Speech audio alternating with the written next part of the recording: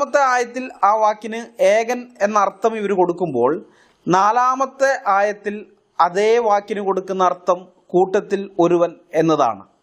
മൗദൂദിയുടെ തഫ്ഹീമുൽ ഖുർആനിൽ 4-ാം വാക്യം പരിഭാഷപ്പെടുത്തിയിരിക്കുന്നത് അവന് തുല്യനായി ആരുമില്ല എന്നാണ്. ഇത് വായിക്കുമ്പോൾ നമുക്ക് കൂട്ടത്തിൽ ഒരുവൻ എന്ന അർത്ഥം അവിടെ ഇല്ലല്ലോ എന്ന് തോന്നാം. അതുകൊണ്ട് ഞാൻ വേറെ ചില പരിഭാഷകൾ കൂടി തരാം.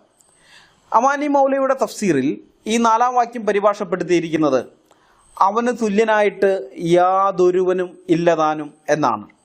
കെ വി മുഹമ്മദ് മുസ്ലിയാർ കൂറ്റനാടിൻ്റെ വിശുദ്ധ ഖുർആൻ വ്യാഖ്യാനത്തിൽ ഈ 4-ാം വാക്യം പരിഭാഷപ്പെടുത്തിയിരിക്കുന്നത് അവനോട് തുല്യനായി ആരും അല്ലെങ്കിൽ ഒന്നും ഇല്ല എന്നാണ്. ഇവിടെ കൂട്ടത്തിൽ ഒരുവൻ എന്ന അർത്ഥം കൃത്യമായിട്ട് വരുന്നുണ്ട്. അത് അല്പം കൂടെ വിശദമായി മനസ്സിലാക്കാൻ ഞാൻ ഇംഗ്ലീഷ് പരിഭാഷയും കൂടി തരാം. And there is none comparable to him എന്നാണ് ഈ പരിഭാഷയിൽ നാം കാണുന്നത്.